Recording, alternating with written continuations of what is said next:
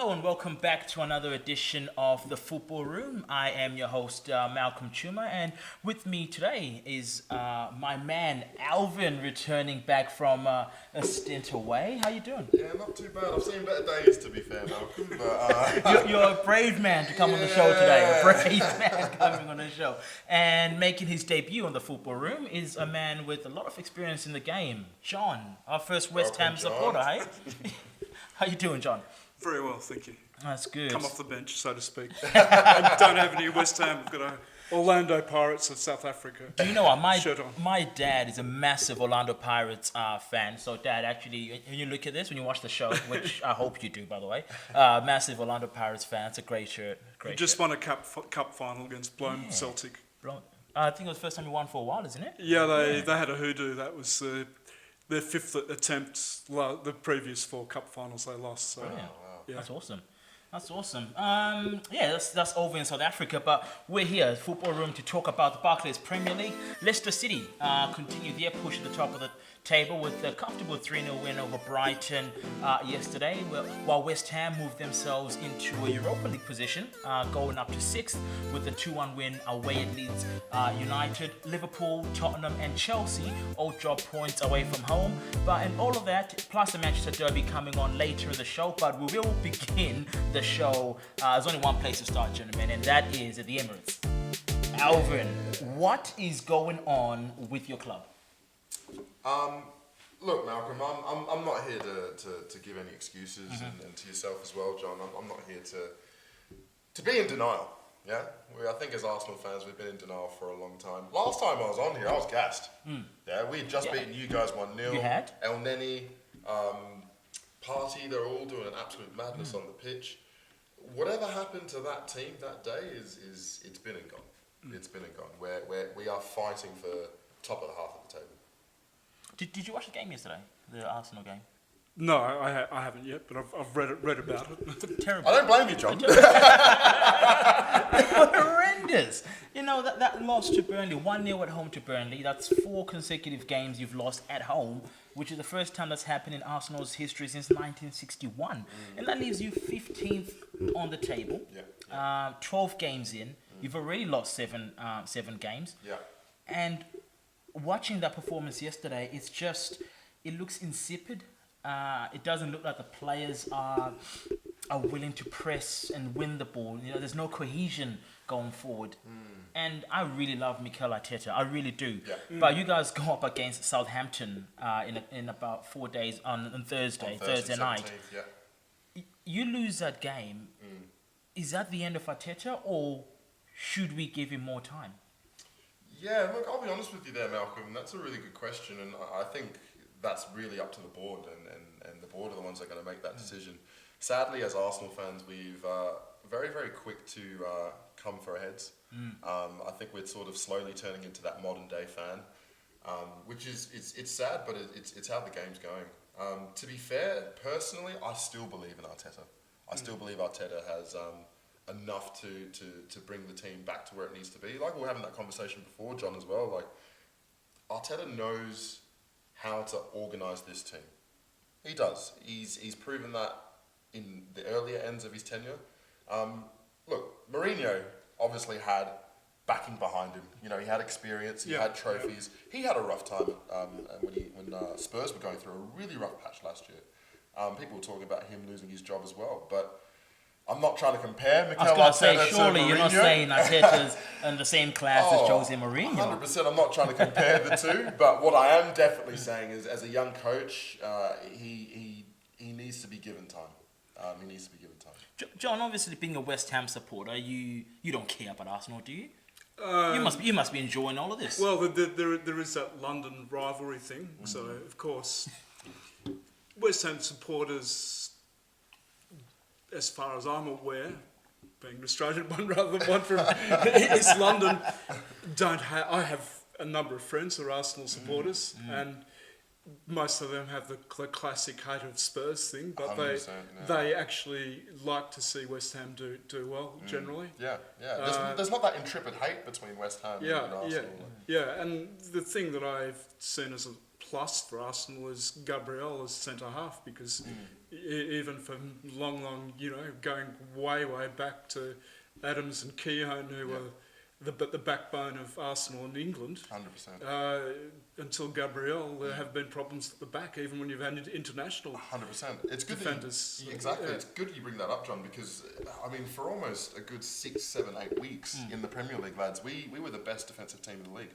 How long does our defense have to keep the pressure of not conceding goals, and our strikers and our midfielders, our creative midfielders, not being able to do the goods? Well, for me, it's killing us. your best creative midfielder is not even playing. Mesut Ozil has just been exiled from the team. Yeah. And as far as your strikers, not all bad news. Aubameyang did score yesterday, didn't he? Wow! It's not all bad news. He's been struggling for goals. He finds from the back of the net. Malcolm was never not going to get that one in there. Look, we all can't be Edison Cavani out here, yeah. But do you know what, Al? I'm not giving you a lot of stick. So, being a colleague of mine on the show, I'm going to make sure my colleagues are in good spirit, and obviously yours have been dampened with Arsenal's form. So I actually got you something, Al. I went to the gift shop, and I found, if you guys can see that is a ball that replicates Arsenal's season 2015 when they finished second behind Leicester City. That ball there. It's a 2015 Arsenal ball from when they finished second. I just want to give this to you to remind you of better times, because as a colleague of mine going into Christmas, I need to make sure you're in good spirits. So that's Thank for you. you. I'm surprised you haven't signed it, Malcolm. I would really appreciate your signature after that. Yours as well, John.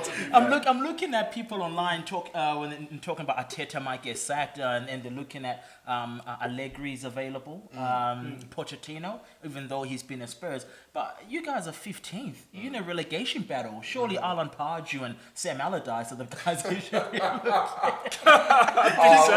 As one of my mates, Alex Ferguson, quoted, we've got Allardyce, I should say, in our dugout. No. Look, I've got a lot of respect for Arteta, and like you said, our best creative midfielder is on the bench. We weren't able to make the signings that we needed to or should have. Don't get me wrong, Partey has been probably one of our best, if not our best player, and he has only played a couple of games. But this decision-making on the pitch, playing Xhaka... Yeah, he's problematic. Yeah, it's not there. He's really an not international. There. He's a Swiss international. He's had He's good had tough times. but... And not just that, but tough times from the fans. The fans have also given him a lot of grief. They have, and I also feel under Emery, he wasn't protected during those times when he needed protection. Did that red card yesterday sort of epitomise the behaviour or the culture, shall I say, at Arsenal, where players feel they can do what they want to do without any repercussions? Because we saw Pepe get sent off against Leeds United, and Arteta came out in the press and he's come out and said Pepe will be dealt with. He played the next game in the Europa League. He did well, but there was no repercussion. Xhaka's gone in. The tackle to start with was a terrible tackle, and he put his hands on him. And then El Neni, during the corner, he's got his hands all over someone. So, is the squad ill-disciplined, or is that the players showing a little bit of fire, saying, we're still trying, we still have it, we still care? Yeah, I'll just to be honest with you, I'm sure all of us have played games of football and playing those competition games where you play with a lot on the line, whether that be your reputation's on the line or whether that be you're fighting for competition, you tend to lose that sense of calm, that sense of understanding, that sense of decency on the ball, and desperation becomes your number one flight, and that seems to be what the lads are doing on the pitch. It's acting out in desperation. We'll see next week. Hopefully Arteta's still in the job. We never want to see any manager get sacked, but it is a tough time for Arsenal. And good luck against Southampton. And before we end on Arsenal's point, lads, I thank you for your gift. I've got a gift of my own. What have you got here? I just want to remind not just Arsenal fans, but fans around the world of the good days, the days where our creative midfielders had a bit of class and finesse, of which Ozil obviously has, but these were the times in which we were there, yeah? Are you coming on here trying to show me Cesc Fabregas? Oh, 100%. I support a team that had Paul Scholes in midfield, Roy Keane in midfield, Michael Carrick. I mean, did any of them win the World Cup? And I mean, what part did he play in the World Cup? well, Anyway, Iniesta will have a lot to say to that. Enough about Arsenal. Enough about Arsenal. You'll be in the Championship next year anyway. We'll be talking about Bergkamp next time. Moving on from London. Actually, we'll stay in London. Yesterday, Tottenham Hotspur away to Crystal Palace, a 1-1 draw. Harry Kane, once again, surprise, surprise, on the score sheet. And Spurs were absolutely dominant in this game.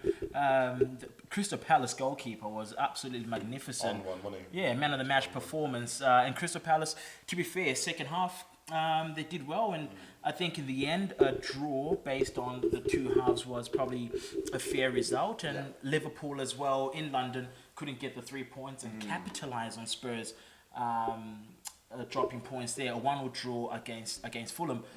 The two sides meet on Thursday. Yeah. John, Yes. who wins this one?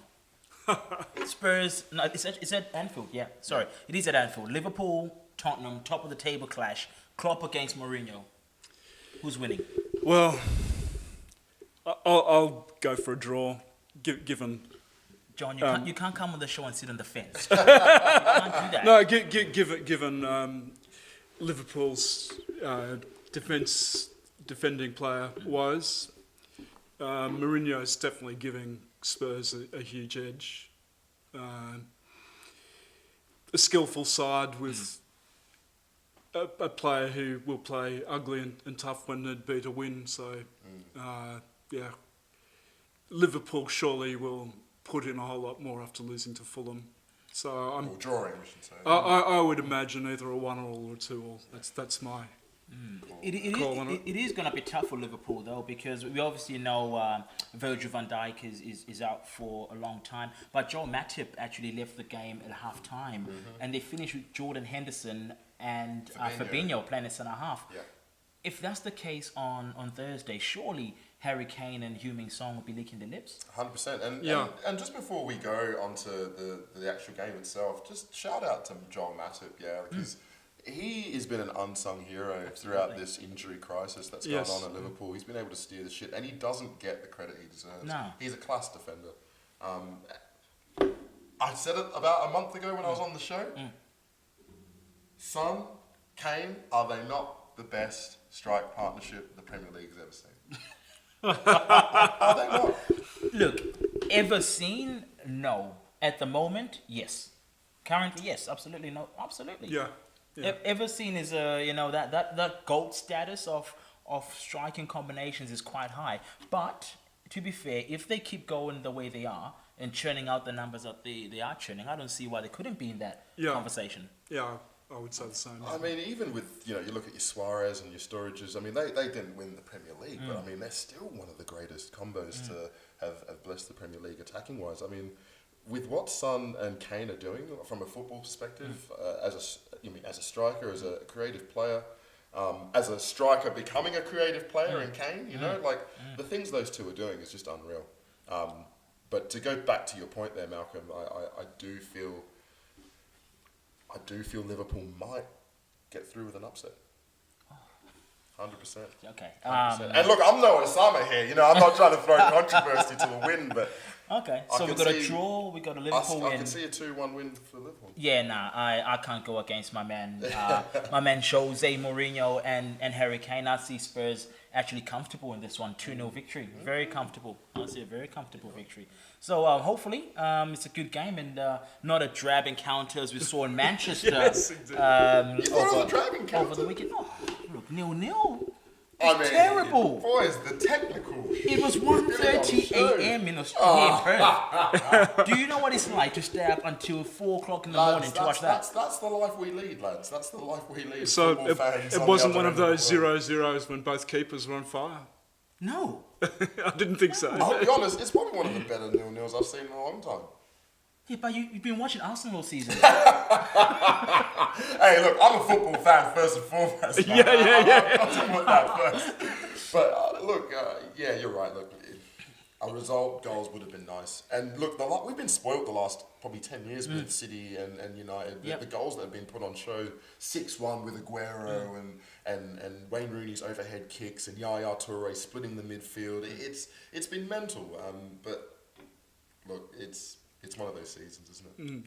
I guess Solskjaer isn't threatened at this stage. There's been a lot of speculation when they went further down the ladder. And of course, you heard me talk about Roy Keane before. Roy apparently made some comments along the lines of, what were all the lads between both clubs doing, hugging each other at the end? They should just get down the tunnel and, the United lads haven't played for a win and they're more than good enough to do that. And on that, Malcolm, how do you feel like, as a United fan, how do you feel about that sort of embraces between the players? Do it in the tunnel. You're not playing. You're playing for Manchester United. You're there to win games of football. You're not there to be mates and show how good relations you have with someone by doing it for the cameras and all that hugging. Get down the tunnel. Get back in the change rooms. In fact, be upset that you played an insipid game and you were not able to go for the win. This is Manchester United. I understand we're going through a tough period right now, but 2 yellow cards all game. Where are the tackles? Who's really, apart from Fernandes, who actually is driving the team? I'll give credit where credit's due. Harry Maguire's been under a lot of criticism, and I thought he was really, really good defensively on the weekend. But apart from that, I'm looking at that team, and I'm listening to the manager after the game, and he's talking about it was, one of the better performances that we've had against Manchester City. Well, if that's a standard he wants us to be accustomed to, then I'm sorry, I can't do it as a fan. I can't do it. This is Manchester United. You go out there to play to win games of football. We can't just be happy with the 0-0 draw. No, I'm not accepting it. Hey guys, it's Osama from the Football Room. We are very, very excited to announce our first sponsorship with Tottenham. We have a whole variety of different teas.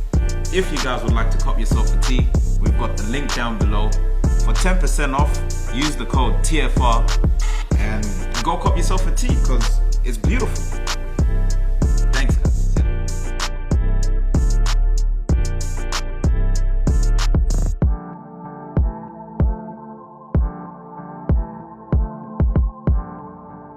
Hey guys, welcome back. Just as Osama was talking about, these Tottenham shirts, they're real slim fit, they're good, great wear, threads are decent, get on that. Right, Conan, thank you for sponsoring the show. We'll go back to the Manchester derby. Obviously, drab draw. I've spoken about United and their performance. John, Manchester City. I was a bit disappointed, to be honest, with Pep Guardiola's approach. Manchester United, we have been the worst first half team this season. The amount of times we've had to come back in the second half has been incredible. Our record at home is atrocious this season. We've lost that many games at Old Trafford. And I felt like Pep came with his team and they were very cautious. They went on the front foot and looked like they were jaded. They were drained. Is that the type of approach that Pep has to take now, considering the quality of players he has? Or are Manchester City coming to the end of the Pep Guardiola dynasty? I don't think they're coming to the end of the Guardiola dynasty, and I don't think that they can realistically play like that either. They've got to give their best shot to try to win the title. 100%. Yeah, certainly within their capability, and they still have a pretty good depth in their squad. They should be able to do a whole lot better. Yeah, it's funny you say that as well there, John, because, John Stones. He had a good game, I thought. Yeah, he was brilliant. Actually, he's a revelation out of it. Yeah. I'm not watching these players under a microscope, but from what I saw in terms of his performance, he's one of those lads that I literally get the egg timer and it's like, sweet, when's it going to happen? Yeah.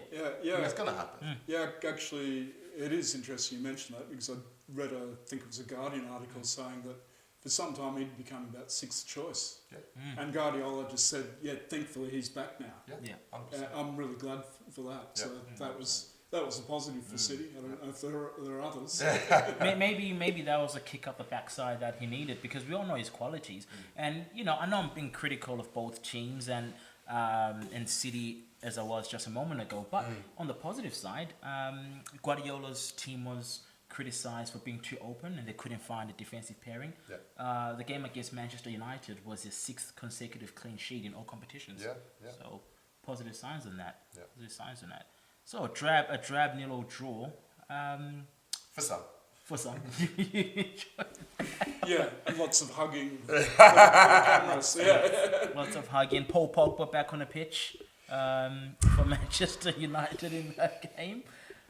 Yeah. Talk to us about that, Malcolm. How do you feel about these comments coming out of his agent? How do you feel? Look, I think it's. I've always said I'm a massive Paul Pogba fan. Yeah. The Paul Pogba we see play for France is not the same Paul Pogba we see playing for Manchester United. His comments as well coming out from the French camp and what you were saying about United. And for me, I think Manchester United as a club have to take this as a lesson with Paul Pogba. They invested £80 million into the player, which meant they had to build a team around Paul Pogba. Well, it was almost 90, wasn't it? Yeah, sorry, 89 million pounds. I stand corrected. Yeah. And they were meant to build this team around Paul Pogba. Did the Manchester United backroom staff, the recruitment staff, do enough to give any manager in the last 5 years a team good enough for Paul Pogba to thrive in? No. I don't think they have. So I'm not saying all the blame lies on Paul Pogba for not on Manchester United for Pogba not being at his best. Pogba has to take some responsibility because 100%. he's a big signing. Yeah. But they haven't equipped him with a team that's capable of challenging for things. They gave him a manager that was capable of doing that in Jose Mourinho, and we saw what happened there. Very good first season. Very good second season until they fell out. Yeah. And with those comments coming from Mino Raiola, Paul Pogba's agent, to me, I think it looks like Pogba is finished. He doesn't want to be at the club no more. Yeah. And if that's the case, Manchester United has survived before Paul Pogba, and Manchester United will survive after Paul Pogba. Cut your losses. We'd rather bring somebody in who is actually going to want to play for the team and get into a system that will allow United to go forward. Because at the moment, Pogba's the biggest signing, but during the game in the Champions League, our biggest game to qualify, he's on the bench. Yeah. So if you got your greatest asset on the bench, not playing, there's no point in him being at the club. Yeah. And I love Paul Pogba, I really do. But I think it's time that both parties went their separate ways and United continue to rebuild in a different direction. Excellent. Then who will want him back in France? Juve want him on loan. Yeah. Look, I don't think Paul Pogba will be short of options, despite people say he's a world-class Yes, there has talent. been some speculation of Ronaldo and Pogba together, hasn't there? Yeah, and Zidane as well is a huge fan.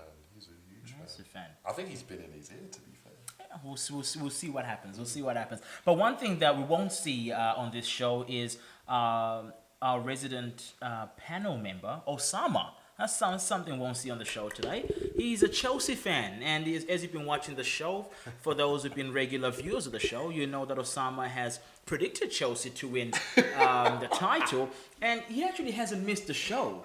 How ironic. He's talked them up. John. I sat watching the recording a month ago and I was a bit astounded by how someone talked And them up. it's incredible that for the first time that Chelsea lose a game since we started this podcast, Osama's nowhere to be seen. The official word is that he's sick. Yes, Emily assures us, our cameraman assures us.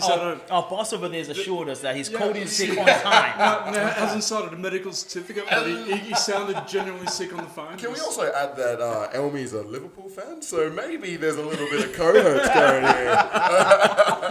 But Osama's not here to defend his Chelsea team, who went to Goodison Park and lost 1-0 to Everton. For some reason, their goalkeeper Mendy, who has been exceptional by the way, decided to, I don't know if he was watching a bit of the Mike Tyson fight a couple of weeks ago, but he just come out and cleaned up Calvert-Lewin and Gylfi Sigurdsson with a penalty there. A bump in the road for Chelsea, or? Oh, look, to be honest, it's the master versus the student. He did very well against Mourinho. He's played against, with a lot of these managers, and look, I think Carlo Ancelotti just knew how to set the team up and just outcoached him. Outcoached him. Yeah, They- that has to be a factor. They had a lot of chances though, Chelsea. And I just think they could have played another 100 hours and wouldn't have scored. It was one of those days, wasn't it? Yeah.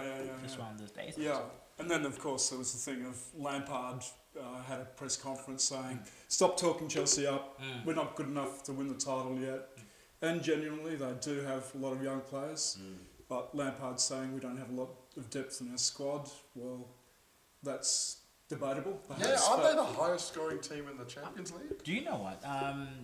Speaking of Liverpool, pardon me, Jurgen Klopp came out in the press conference before the games on the weekend, and he talked up Chelsea's squad. He said, "Look, Chelsea have got a world-class side," and he played the mind games, didn't he? He's basically saying to Frank, no, you are not going to go through the season under the radar. No, you're going to go to games away from home, and the eyes are going to be on you. Especially when you're flexing those pounds, Yeah, those millions very upon good millions games. of yeah. Absolutely. So Frank's trying to talk it back down, but most commentators Yeah. are saying they don't agree with him anyway. The managers so. are putting the pressure now. So I think this period for Frank, I think, to be fair, I think he's done exceptionally well since he's been in that job at Chelsea. Absolutely outstanding. He's a breath of fresh air in the Premier League. But now I think it's going to be his toughest test because, you know, Chelsea have started well. They're playing good football, creating lots of chances. This Christmas period, can they keep up with Tottenham and Liverpool, or is their form going to dip a little bit? So, that's the question. all the best to the Blues. And shout out Osama as well. All the best to you, fam, because we all know what's going to happen if Chelsea doesn't win the league. John, you need to be witness of this as well. Yes. If he doesn't win the league, Yes, indeed. no, but Osama is recovering. He'll be back on the show next week. Get well soon, mate. We'll see you next week. Speaking of the top four in the Barclays Premier League, there's a team that's snuck its way through and they're only 2 points off top, sitting in fourth position.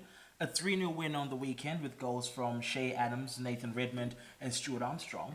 Southampton. Yep. What are we looking at here? The Saints, I wouldn't be surprised if they end up second or third. I can't see them taking the title, but I was going to say, can they win it? no. Why not? Leicester did. Look, again, even like Tottenham, Southampton need depth in their squad. I feel like these top players that are playing right now, they're playing great football, which is awesome, but they're 1 or 2 injuries away from dropping almost 6-7 places. Yeah, but look, Yeah. do you know what? The win on the 3-0 win on the weekend against Sheffield is exactly a year after they were thumped 9-0 at home by Leicester City. that was a big turning point. Yeah. No Massive doubt turning about it. And all the credit goes to the manager, the board, Wilson, the board, and everyone at Southampton, because that night, the gaffer could have got the phone call. Listen, mate, your office already packed up. Don't come in on Monday. But they said no. We'll stick with you. We're gonna back you in, and look what's happened. They position. The psychological resilience to bounce back from that. Absolutely. It's huge. And look, lads, obviously me being me, and I'm just glad there's a strong British core there as well. Yeah. It's a very, very strong British core.